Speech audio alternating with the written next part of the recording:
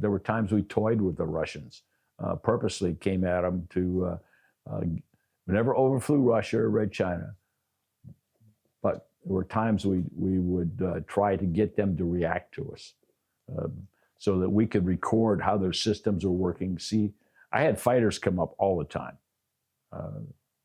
Chinese and Russian, that would try to intercept the airplane. North Koreans couldn't do that well, the Cubans, and there really wasn't much in the Middle East that was that much of a threat.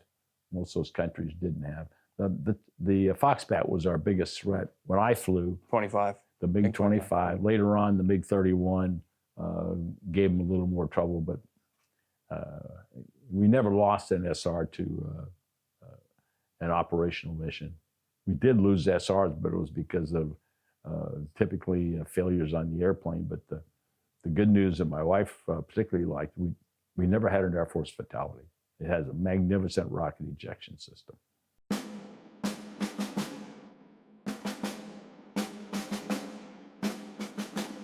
From Vietnam, I went to Korea for a little while because we had too many RF-4 pilots. 16 of us got moved. And then right away, they realized they'd shipped too many out. But from there, I was given a choice to go to Europe or go to Japan. At that point, I was already been approached about possibly coming into the SR-71 program. Was I interested? But you have to work, you're too young. You don't have enough flying hours. You had to have at least 2,000 hours, and I didn't have 2,000 hours.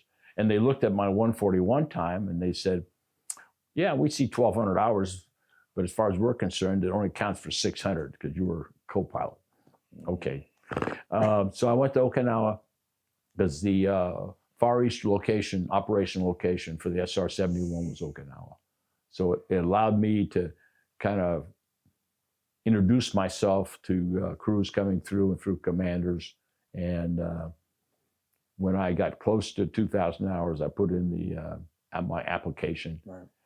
You had to put in your flight, your medical, and your personnel records. They would do a review. If they liked you and you met their requirements, they would then bring you back for a week-long, 2-day astronauts physical, a bunch of interviews. You flew the T-38 with current SR pilots to see how and they put you in the SR simulator. Not to fly it supersonically, but to fly it subsonically. It turns out a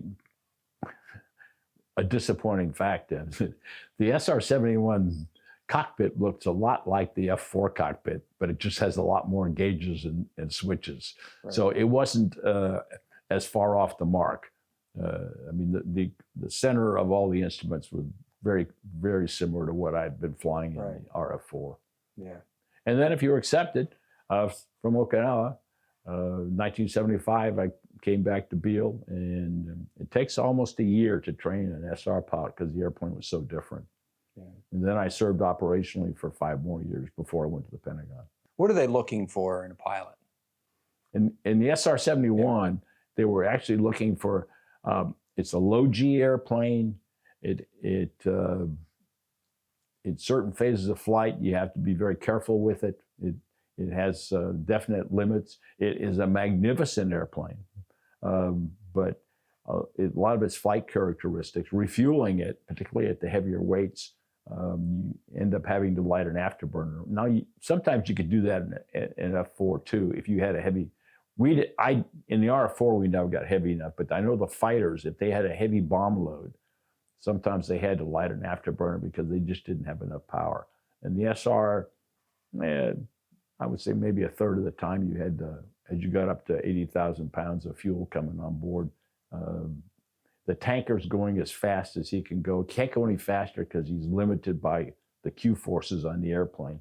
So you end up lighting an afterburner. Yeah. They're looking for someone who's very disciplined because a lot of your, not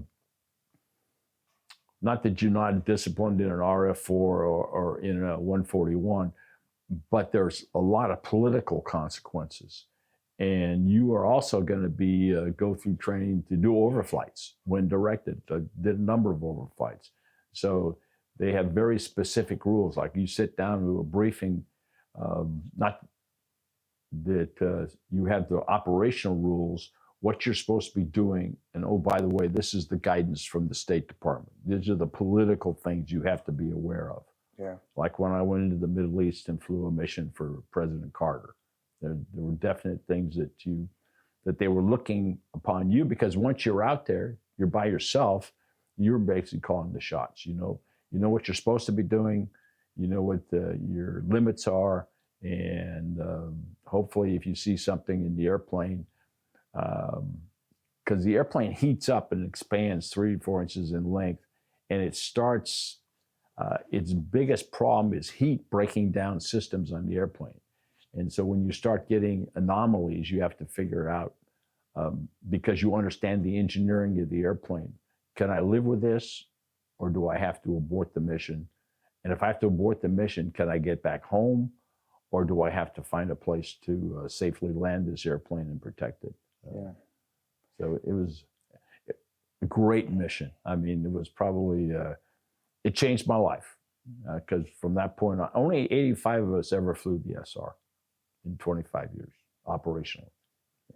Amongst Air Force pilots, is flying the SR-71, is that kind of like the peak of your career? Or people look at that in awe and say, I'd love to fly that one I day. would say it's almost equivalent to being a Thunderbird, because the Thunderbirds Almost. used to come over a different kind of flying. Right. In some ways, in the larger public, there's probably more of an aura. I mean, if Kelly Johnson were alive today, he'd be amazed at the kids that show up at the museum now where I do volunteer docent, and they're just absolutely enamored with the Blackbird. And when you tell them a guy named President Eisenhower is the one that approved it, and the airplane you're looking at was built in 1965 before your parents were even, born, it's mind-boggling. Yeah. How long is the training to become a pilot before you're on your own? I mean, In the SR-71. In the SR-71. Yeah. It's probably 3 months of intensive ground training about how the airplane's engineered. And part of that, you're in a simulator. First computer simulator I'd ever seen. It flew just like the airplane, but had no visual. Okay. And as you went through, you got a simulator check. Then you went into we had 2 airplanes that had dual controls. The rear cockpit had controls of elevated, so the instructor pilot, I'd later be an instructor pilot, could override what was happening in the front. So your first takeoff in an SR-71 is the first time you ever see the visual. You ever see the acceleration, which is, 20 seconds, you go from standing still to in the air. And then when I come back, I have to teach how to refuel. So we're going to spend an hour and a half seeing the quirks about this airplane when you're trying to refuel it. And then you come back in, and when the airplane comes in to land, the nose comes up. From the back seat, you can't see forward. And so now you're teaching this, quote, student pilot, this is how you land the airplane, but you're doing it by looking to the side, because the nose has blocked your forward view. How many hours do you have actual flight time in an SR-71 before you're off on your first actual mission? About 100 hours. Okay. That's what they figured the maturing, because you go through, they start you out at our slow speed of 2.8 Mach, which is about 1,800 miles an hour. And then they take you to Mach 3, and then 3.15. And then we take you to 3.2, which is about 2,150 miles an hour, in that range.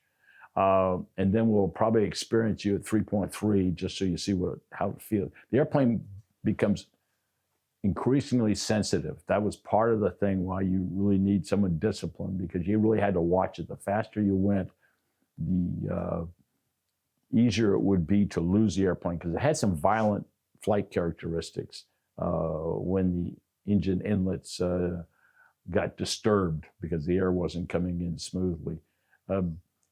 Then you go into night flying. Night flying is a whole different world, because particularly like flying over the middle of the United States, it was hard to tell which way's up. Yeah.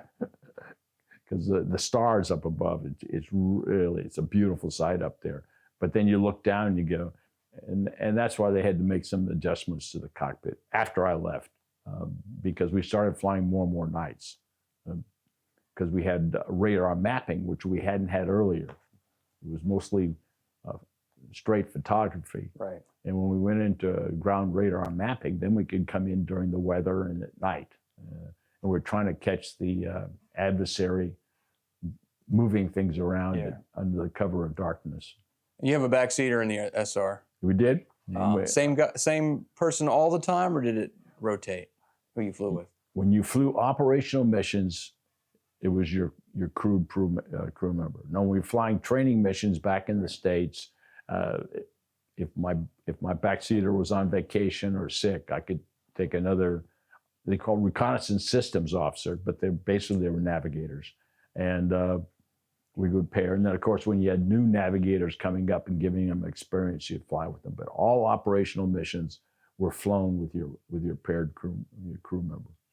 Is there you're an experienced pilot, obviously, flying the SR-71 for the first time. Is there a sense of awe, though, as you start to climb the Mach meter? There is. And you kind of step back and say, man, I'm really moving now. Because I used to fly test hops on RF-4s, and I knew what I had to do to get an RF-4 supersonic. I mean, it wasn't anything like the early days, but still, the airplane had to work it. The SR went supersonic, just hardly thinking about it. It just slid from subsonic into supersonic, and now you're climbing and accelerating at the same time. Just almost unbelievable. Yeah. You have a sense of that speed? Can you feel? No, you have a sense of that speed when you take off, right? Because you see things around you.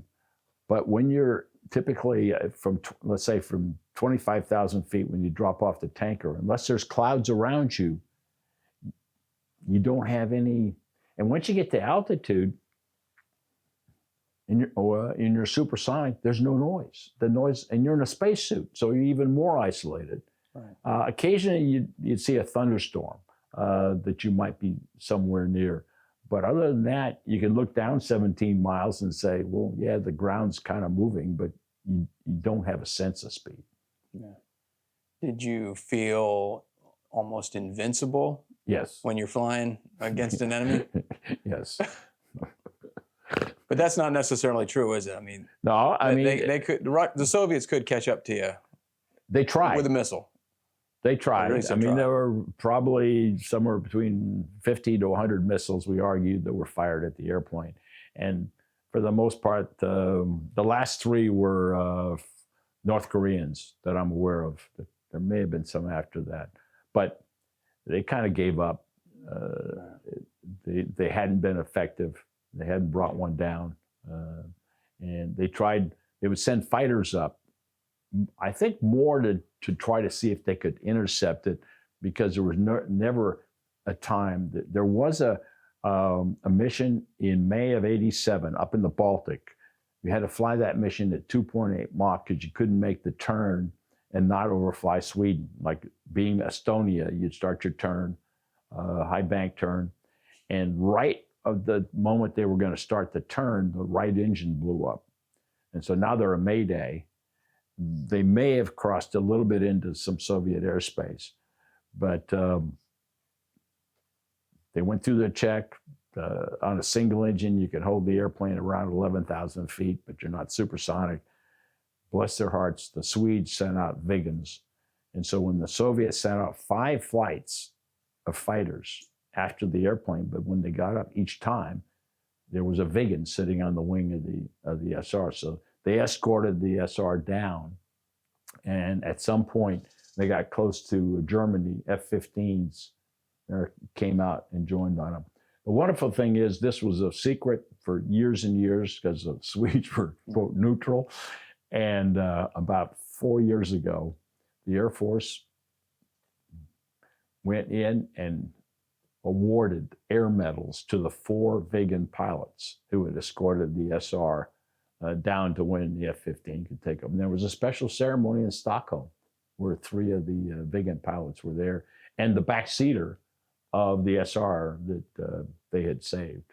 So that's the closest that I'm aware that the Soviets ever came to possibly. And of course, it wasn't their action that brought the airplane down, right? But they clearly were hoping that they would either try to force the airplane to land in Soviet airspace or just shoot it down. Yeah. Well, You just mentioned it a second ago. What would have been a typical day when you've got a mission? How far in advance would you know that we have a mission, and then how do you go about preparing for that? A training mission, you're just on the schedule. If you'd already flown it, you may not even come in and review it because you know what the schedule's about. On an operational mission, you're going to go in with your navigator not later than the day before, and you're going to look through the computer printouts, look at the maps, understand, okay, if they know what the political rules are or any limitations. You go, most of our missions were overseas, so you go back to the billeting, get up. You had a physical, you had to pass. It was a short physical, but a pass. Then you were fed steak and eggs. That's high protein, low bulk, gave you some endurance. Maintenance would come in and talk to you about the status of the airplane. There would be a formal briefing. What was the weather? Were there any intelligence updates you needed to know about any activities that were particular for this mission? About an hour 15 before the takeoff, you would leave where the briefing was. You'd had your meal, you go down, you put on cotton long johns. They would suit you up. It takes 15 to 20 minutes to get you suited up. The idea was to have you beside the airplane about not later than 45 minutes before takeoff. The cockpit would have been prepared by your backup crew, so everything, all the switches, everything was ready for you to start the engines. The same men and women that had suited you up would then install you in the cockpit, make all the connections, the comms, the oxygen, the ejection seat, the pressurization, all that. At the 30-minute point, that's typically when you brought down the visor and you started breathing 100% oxygen. The idea is that by the time you took off, you'd reduce 50% of the nitrogen in your blood because you're going to fly an airplane that's going to be at 26,000 feet. And it can be just like a diver coming up that you could get the bends. So you start the engines, you do all the inspections, you taxi out, you take off. Most of the time, you went to a tanker. So you take off, level off at 25,000 feet, head out somewhere within 100 miles, refuel, which is another 15 minutes or so. By the time you'd finished your refueling, you had been breathing 100% oxygen for more than an hour. So the nitrogen was now out of your blood. And then you'd commence your climb and then heading to the area where you're going to be taking where the mission was about. And you would repeat this process every 2 hours with tankers. You come down, you start about 10 minutes back, 220 miles back, 10 minutes to get down to 25,000 feet. Hopefully you'd arrive about a mile behind the tanker, refuel 12 to 15 minutes, say goodbye to the tanker, move to the side, light the afterburners. Takes you about 17 minutes to accelerate and climb back up to 80,000 feet, and you'd repeat this process. Like I said, most of the missions were 2.5 to 4.5 hours. Although I had the 10.5, I got 9:45, a couple of 8s, but most of them were shorter. Yeah. And like astronauts would have on a mission, you have a backup crew that is ready to step in should you fail that physical or wake up with the flu or something. Exactly. They can step They're ready to, any operational mission, there was another crew that would take over for you. And like my longest mission, 10 hours and 20 minutes, because of the criticality of trying to locate the submarines, 1 hour after I took off, another SR took off. And so as I'm finishing refueling over Goose Bay, Labrador, because that's where I'm at that point, if I'm normal, everything is working fine, I call in Ops Normal, he flies a training mission, I continue on. If I wasn't, then I would hopefully get back to home base, but if I didn't, land somewhere in the United States, and that second aircraft would then fly the mission that I'd been tasked for. Yeah. How long is a typical mission? Typical mission was 2.5 to 4.5 hours. That's either 1 or 2 refuelings. That's 3,000 or 6,000 hours. My longest mission was 10 hours and 20 minutes. That's from Northern California to the north coast of Russia and back to do an inventory of Soviet submarines. The Navy had lost track of submarines. The longest missions the airplane ever flew was about 11 hours and 20 minutes. During Yom Kippur, the Europeans would not allow us to fly. This is before my time, out of Europe. So SRs flew off the east coast of the United States all the way into the Middle East, over Israel and Egypt and Syria and Lebanon. There was also a couple missions that came later on out of Japan, Okinawa, that flew all the way up into the Persian Gulf off of the Iranian coast and then back. And you flew a little over 65 missions? I flew over about 65. Totally, I had over 230 flights, but 65 to 70 of them were operational missions. Yeah. Any of those stand out in your mind? The one I flew for President Carter. Yeah. When you have a president sitting in the Oval Office, monitoring and waiting. Real-time monitoring. Well, no real time. Okay. That was part of the reason the SR was retired. If it had been like the U-2, and they could have been collecting seeing the information as we collected it, I figure from the time we flew the Yemenis border to see what was going on, it was probably at least 36 or 40 some hours before the president and his people could see the photography that we had collected to try to make an assessment on where were the armies and what were some of the possible options that get offered the Saudis and the Yemenis. Right, right. How about comfort level? How comfortable is it sitting in that cockpit for hours? That mission, I was in the cockpit for over 11 hours in a spacesuit. Yeah. And you're installed. It's a very small cockpit, so you're not going anywhere. So you do isometrics and try to make it as comfortable as possible, but you're busy. I mean, it's not a relaxed airplane because you're constantly making sure it's doing exactly what it's supposed to, so it doesn't deviate. Yeah. And did you ever experience any close calls in it? No. I've landed on closed runways. I've taken off from runways that were supposedly closed, taking instructions. The Okinawa, the airfield was closed by the general, but Washington said, if you can get off, you're to take off. So I took off. We had a mission that was supporting the White House in Europe. There'd been some terrible weather, but SRs had different flight rules than the rest of the Air Force pilots. So normal Air Force pilot, if a field is below minimums weather, you have to go somewhere else. SR pilots, we were allowed to shoot an approach if we wanted to. And this particular night, I landed at a British Air Force base, Mildenhall, so that the airplane would be ready 2 days later to execute a White House mission. As an SR-71 pilot, is that an advantage when it comes to promotion, when it comes to assignments? People, they look at that kind of like they look at an academy grad. You might have a little bit of a leg up on someone else. I would definitely say, because I would say most of the pilots probably made at least colonel. At the end of the program, that wasn't the case when they retired the airplane. There were some real disappointments there. I would say at least half of our navigators became colonels. There was a healthy amount that became generals. Yeah. Particularly from the early part of the program. Right. Yeah.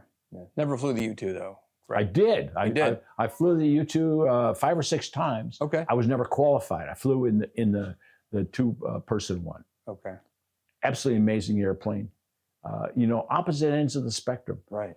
The U-2 takes off very quickly and can climb to altitude actually faster than the SR. And it's fairly docile with the new engine at altitude, where the SR takes off very fast. But at altitude, you're busy the whole time to make sure it's doing what it's supposed to be doing. You come back into land, the U-2 is squirrely. You have to stall the airplane to get it on the ground. You got to stall it so the rear wheel comes down first, and you're only doing about 65 miles an hour, maybe. Yeah. And because of the lift, because of the wings. It's a glider. Right. The SR, you're coming in, you're doing 175. Right. But the SR was a stable platform. I mean, it had good instrument systems.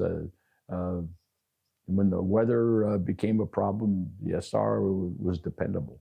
Not that the U2 wasn't, but it was a much more manual, because you had a stick in the SR, you had a yoke in the U2. And when you landed, the wings were still flying in the U2, so you had to keep the wings level, or you risked departing the runway. Right. Right. Where SR, you land, it's a tricycle landing gear. You engage the nose gear steering and slow it down and taxi it back to parking. How much could you tell your family about what you did when you flew SRs? Not much. I mean, they knew you flew that aircraft. They knew I flew that airplane. They knew, my wife knew I was either in the Far East or in Europe. I think I'd kind of told her some of the stuff when I flew the mission for President Carter, that I'd gone into the Middle East for that particular one. But overall, there wasn't much. And fortunately, I've got 3 daughters, and they were younger. When we had some of our pilots and our navigators that had older children, like in high school, and if you're going to do a Cuban overflight, you typically took off at early in the morning, so that you'd refuel off Texas, fly over Cuba, the sun angle was right, and come back. Well, so we wouldn't get disturbed. There was some rooms for us down where our spacesuits were, so we could sleep down there. Well, I know a couple cases where, okay, I won't be there at dinner tonight. This was friends of mine. and so the next morning, Castro's complaining, or the next evening, Castro's complaining about an overflight. And okay, on SR-71, oh, Dad, that's what you fly.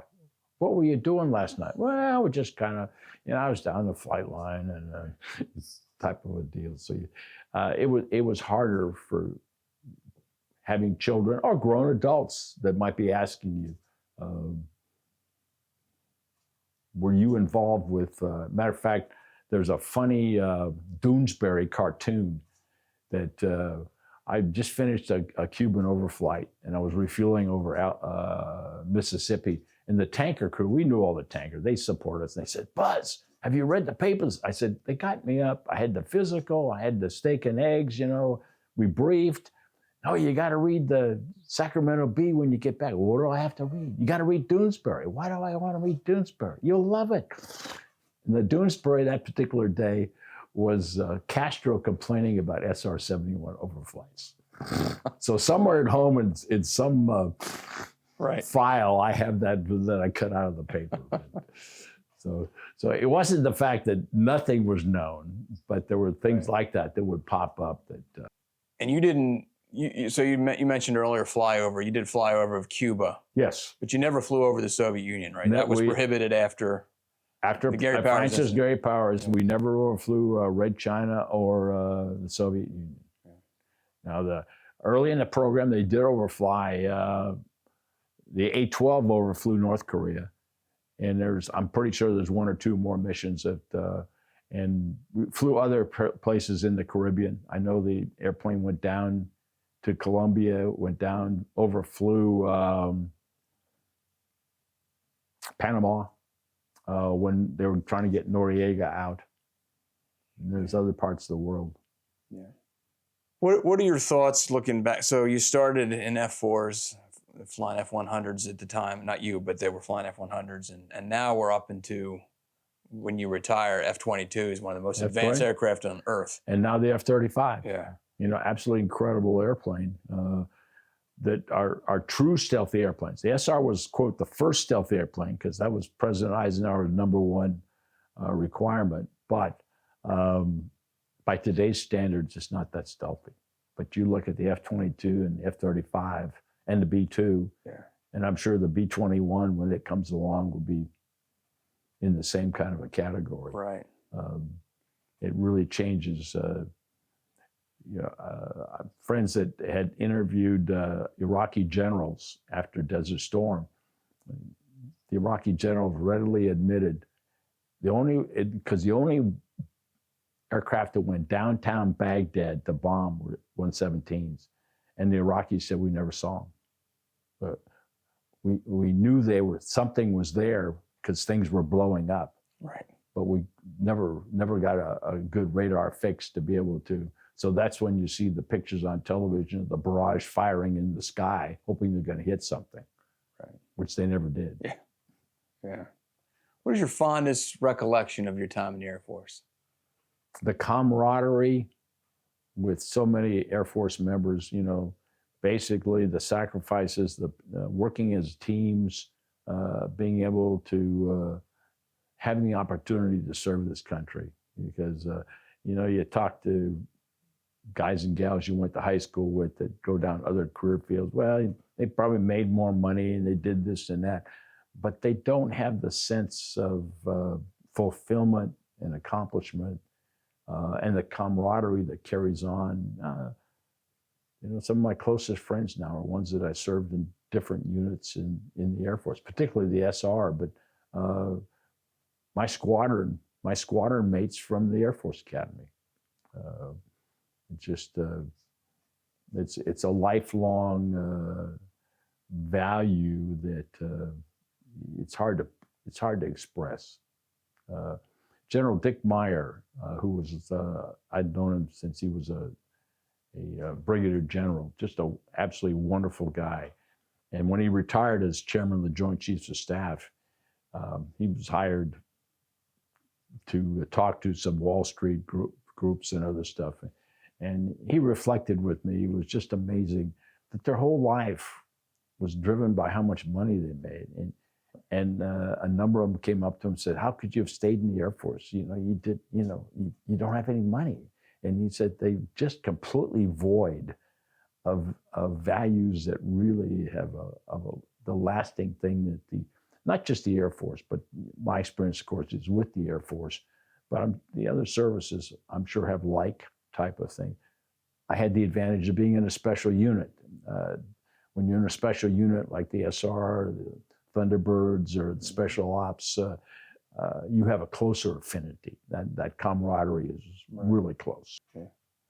What advice would you give a young man or woman who's considering joining the military? What would you tell them? Or what do you tell them when you talk to them at Udvar-Hazy? Well, I use a larger context. I try to encourage, because the military, I think, is still an incredible experience, an incredible investment in your life and for the long term. But what I start with is I encourage them to dare to dream.